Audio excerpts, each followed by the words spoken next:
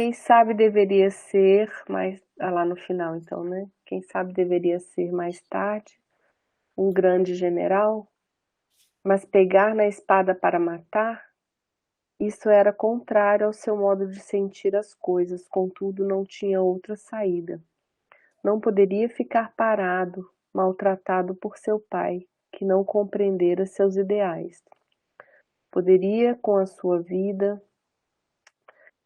ida à frente de batalha, ganhar nome e pela fama defender os sofredores, aliviar os cativos e até matar a fome dos necessitados. Estava resolvido, iria alistar-se na cavalaria. Iria como nobre para defender a nobreza de caráter do povo de Assis. Sua mãe e Jarla compreenderiam sua atitude. Roma tomara-se um grande império feudal, e o seu crescimento fê-la enfraquecer. Eram cidades e mais cidades querendo libertar-se das condições impostas pelo Estado reinante, e Assis era uma delas. Daí a semanas, Francisco era um soldado empunhando armas nos campos de batalha. Sua mãe e Jarla quase enlouqueceram com a ideia de Francisco ser miliciano, de pegarem armas, de matar, não podiam compreender. Folie chorava com medo de que morresse. A mansão perdera a paz. Pedro Bernardone, quando soube do ocorrido, quase procurou o filho para abraçá-lo, perdoando-lhe o que ele falara, esquecendo a ofensa que sentira pelo que considerava desrespeito. Porém, o orgulho não aceitou esse impulso de compreensão e monologou com entusiasmo. Aí eu lembrei, né? A lição que lhe dei valeu, a sua reação foi boa. Agora quero ver se ele vai ser bonzinho lutando com feras. Queira Deus, é aí que a gente tinha lido. Queira Deus que algum dos perusianos o pegue em boa hora e lhe dê uma boa sova para que vire homem. E defenda com isso os seus feitos. Feitos? Não sei. E deu boa gargalhada dizendo, tomara que isso aconteça. Depois dessa guerra, vou ter um companheiro ao meu lado. Francisco daí a tempos recebeu um adestrado cavalo e dele fez seu grande amigo. Nos arredores de Assis, as tropas se exercitavam todos os dias, divididas em duas alas, em acirrados combates. E nessa guerra de ensaios, o moço de Assis delirava. Eram 4 horas de intensa fúria, sem que ninguém morresse, sem que ninguém inimizasse, a não ser alguns ferimentos de somenos importância, que no outro dia estavam preparados para novos embates. Nessas manobras de cavalaria, das quais era um dos nobres cavaleiros, Francisco fizera grandes amizades. Uma das mais sólidas foi com o nobre Shaolin, moço esbelto e esperto de boa cultura e fantástica memória, que nunca precisava ler algo 2 vezes. Tudo gravava com espetacular nitidez, no primeiro perpassar dos olhos para Francisco. Constitui grande prazer conhecê-lo. Ele, por sua vez, sentia-se contente ao lado de Francisco, cuja candura do timbre da voz e serenidade no olhar infundiam esperança e alegria que a filosofia corrente não explicava. Nunca vira pessoa igual. Eram 2 almas que se uniram como num passe de mágica. Com o cunho, tempo, raramente se separavam, e nas horas de descanso dos treinamentos, Francisco e Shaolin eram vistos mantendo conversações de toda ordem. Certa feita, os 2 rapazes, depois de esticados combates nos campos de treinamento, isolaram-se como de costume.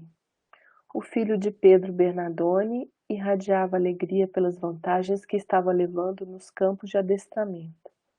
Francisco falava: Olha, Shaolin, nós 2 somos sementes de futuros generais.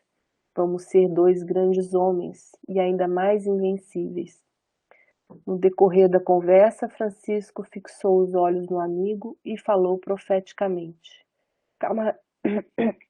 Camarada, de vez em quando sinto que já te conhecia antes. No primeiro dia em que te vi, fui tomada de um contentamento indescritível. Não sei se o mesmo aconteceu contigo, mas eu me senti feliz. Creio que, sendo verdade o que uma velha grega me falou, interrompeu Shaolin, que nós mudamos de corpo como de roupas. E não, acentuou Francisco. Sim, sim. Como sabes isso? Não sei bem, mas acredito e sinto que é verdade. Depois a própria vida tem confirmado. Assim como tu encontraste essa grega, eu encontrei um indiano. E desde os primeiros contatos comigo, quando criança, afeiçoei-me ao seu modo de ser. E ele me contava histórias do Oriente, do Egito, da Caldeia e da China. Fez-se discípulo do Cristo como se esse mestre do Oriente fosse um Deus. E eu me senti fascinado igualmente com a vida deste grande místico. Acho que ele destampou uma nova força nas mentes dos homens. Tenho saudades dos lugares por onde o Nazareno andou. E ainda mais, esse velho indiano descobriu um dom em mim que eu não tinha observado. Eu então achava que era natural em todas as criaturas. Interveio Francisco. E o que era? Que dom era esse? Shaolin prosseguiu sorrindo. É o dom de gravar tudo o que ouço ou que leio pela primeira vez. De nada me esqueço. Ele mesmo ficava admirado. Francisco, meigo, como sempre, enfiou a mão no bolso da túnica e retirou dela uma oração que sua mãe lhe dera, para que ele recitasse nas horas difíceis, e falou a Shaolin. Vou ler o que aqui está escrito, e depois quero que reproduzas fielmente o texto.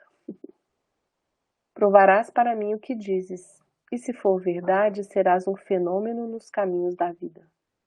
Francisco leu pausadamente a súplica. Olhou para o companheiro e pediu brandamente: repita. O nobre cavaleiro reproduziu fielmente toda a leitura feita pelo seu colega, com expressão encantadora. Francisco foi tomado por uma emoção que os recursos da escrita não podem explicar. Era verdade o que falara Shaolin. Embriago-me com estas coisas misteriosas, disse Francisco. Eu não consigo, como tu, Shaolin, gravar na mente tudo o que leio. No entanto, se prestar atenção no que quero, logo me conscientizo, sem que eu mesmo saiba o motivo desta percepção. Para mim é segredo. Parece-me que leio tudo o que quero dentro de mim. Shaolin também admirou-se, pois esse dom de Francisco era mais importante do que o seu. Bastava concentrar-se no que queria e logo vinha a revelação. Queria igualmente uma prova. Estampou-se na sua fisionomia interesse de conhecer mais acerca dos dons do seu companheiro, que poderiam ser muitos, pelo que sabia das coisas invisíveis relatadas pelo seu mestre indiano. E pensou firmemente no nome de seu mestre, que somente ele sabia, e falou a Francisco. Nilza, deixa eu só fazer um comentário nessa parte, ela é muito profunda e tem muito a ver com o mentomagnetismo. Quando fala aqui desse dom do Francisco, né, que ele fala assim, né, né, no entanto, se prestar, deixa eu marcar aqui, né, no entanto, se prestar atenção no que quero, logo me conscientizo, sem que eu mesmo saiba o motivo dessa percepção.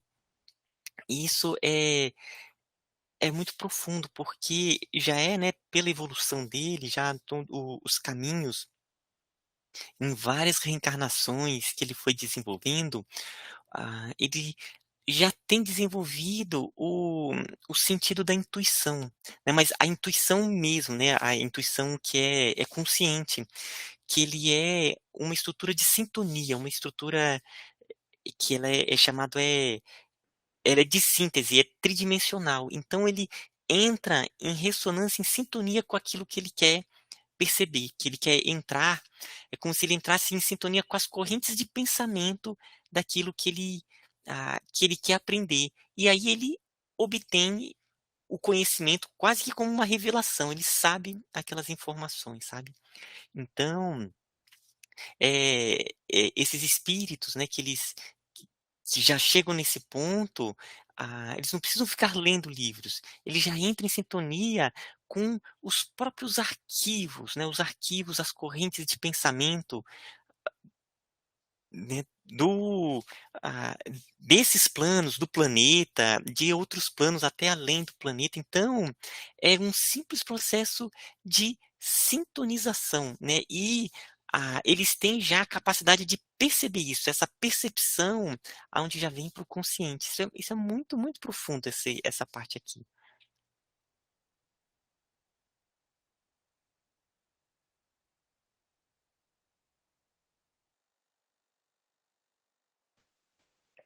Para que eu não tenha dúvidas sobre a qualidade que acabas de dizer, em que estou pensando agora. O filho de Dona Picaline cerrou os olhos, concentrou-se firmemente na pergunta do soldado Shaolin e disse sorrindo: Estás pensando no teu mestre indiano, que se chama Dalan Poliano,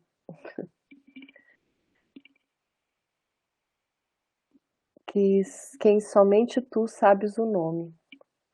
Shaolin empalideceu de emoção. Como poderia não existir segredos para aquele homem? Nem de pensamento.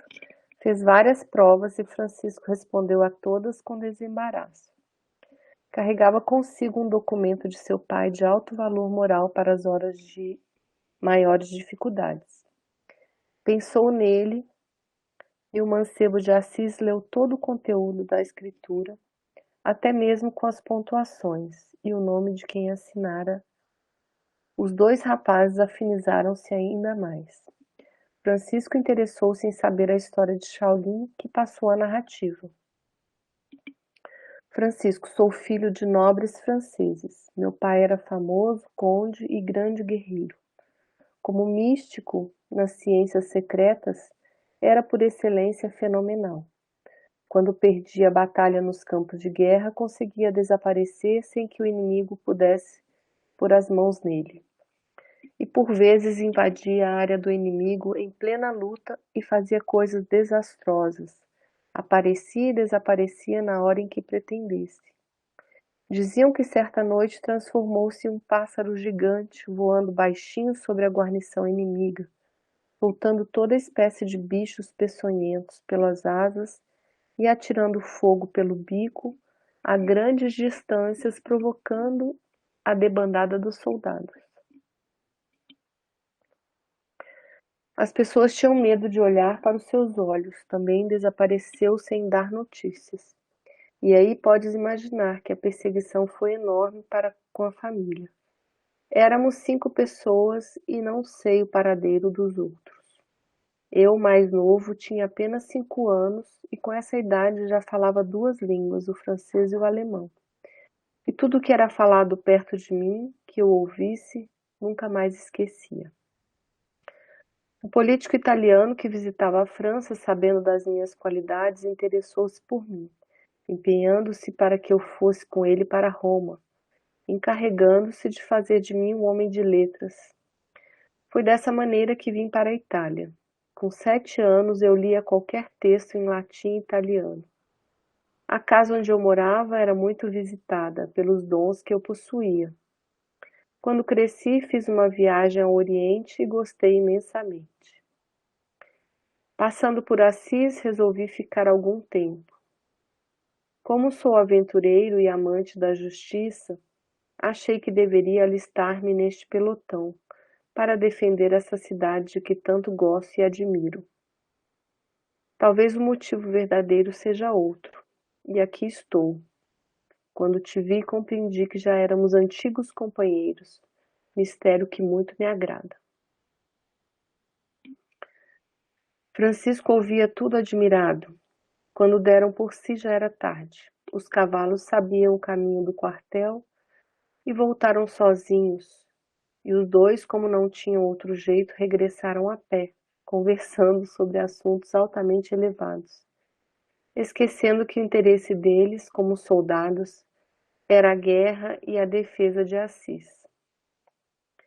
Shaolin, sem que soubesse claramente, era um dos 200 discípulos que desceram à Terra com Francisco, com a sagrada missão de ajudar a sustentar os preceitos do Cristo às suas alturas primitivas.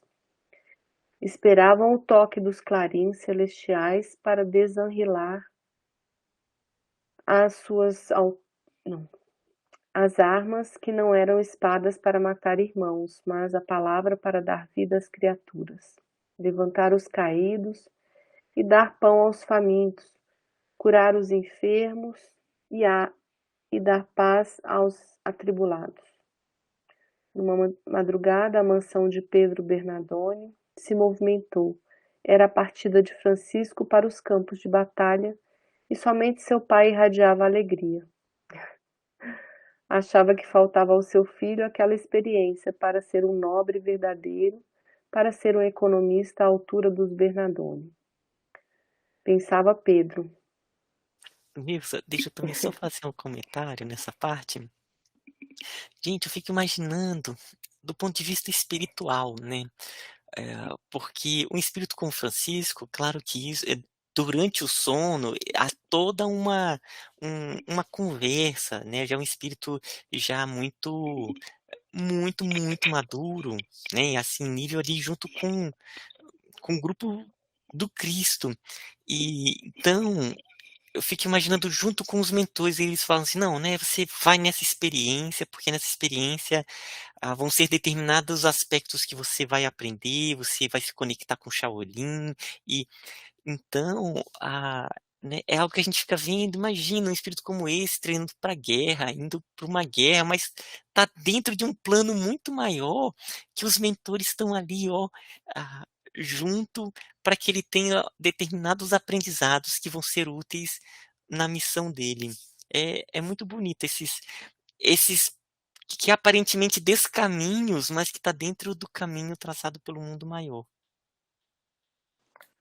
Eu lembrei do Dáscalos. Toda vez que fala de guerra, agora eu me lembro dele, que... Como é o nome daquele livro? Ah, O Mago de Strovolos, né? Ele é um senhor, né, do Chipre, que ele foi incumbido, né, de chefiar lá a guerra, e ele conseguiu manter, né, claro que não é o que vai acontecer aqui, mas assim, toda vez que fala disso, eu falo como é possível isso, né? Que ele conseguiu entrar em contato com o outro lado, do outro lado, com o inimigo, né? E na verdade ele viu que era um conhecido. E eles, durante todo o período de guerra, eles se mantiveram em paz ali, paradinhos, quietinhos, falou, ninguém dá um tiro, ninguém mata ninguém. E passou todo o período até a guerra acabar, né? Ficaram ali. Eu acho isso assim de uma, né? Porque quando fala você vai ter que ir pra guerra, você vai ter que lutar e tudo, né? E ele conseguir fazer isso, porque às vezes a gente pensa como é que a pessoa vai, né? De livre e espontânea vontade, querendo matar outra pessoa, né? Ficando feliz com isso, né? Mas infelizmente isso acontece. E, e nesse ponto, esse livro é lindo, viu, gente? O Mago de Estrúvulos. Quem puder ler, desse médium do Chipre. E nesse ponto que você colocou, né, eu me lembrei também do Pietro Baldi, porque o Pietro Baldi ele foi convocado para a Primeira Guerra. Né? Imagina, um espírito ali, né, o Frei Leão, aquele franciscano convocado para a guerra. Aí quando ele foi, viram que ele era muito intelectual, aí ele foi responsável por ficar levando o carro, né? Então ele só dirigia o carro que levava os generais. Então era o trabalho desse. E aí nesse caminho ele conversava, ele falou que ele fez tanto bem nessa conversa porque ele apaziguou muita coisa no caminho ali, dirigindo enquanto conversava com os generais. Então é esses caminhos que a vida vai colocando nas situações mais diversas.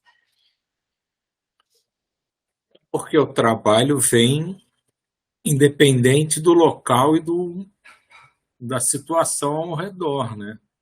E no próprio Francisco tem o episódio das Cruzadas, que ele vai até o sultão para conversar com ele e passa a ser percebido por todo o exército do sultão, e quando olha, ele já está dentro da tenda do sultão para conversar com ele.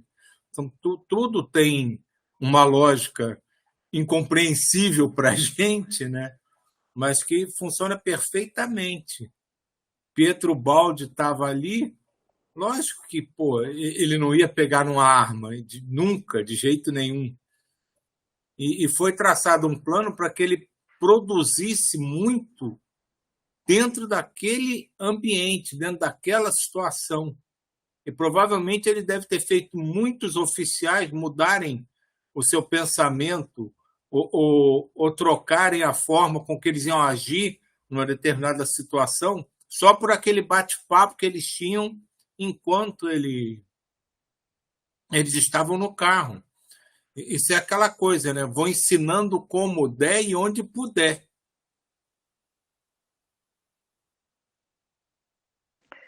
E do Dascalos, eu lembrei também quando o Shaolin fala que o pai desaparecia, aparecia em outros locais, né? Ele também tinha essa capacidade de fazer essas viagens aí, né?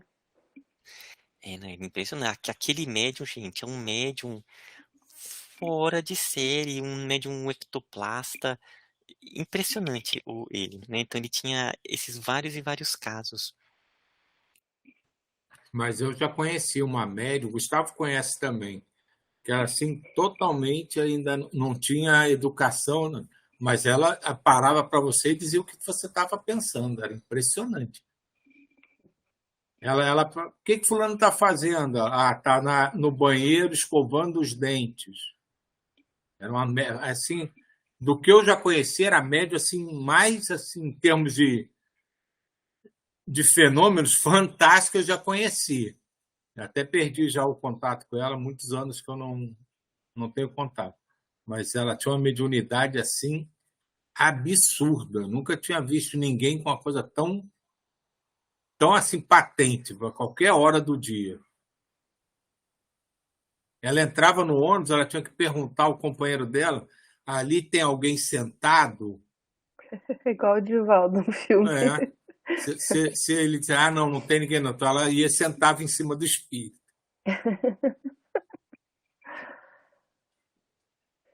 Então vamos lá.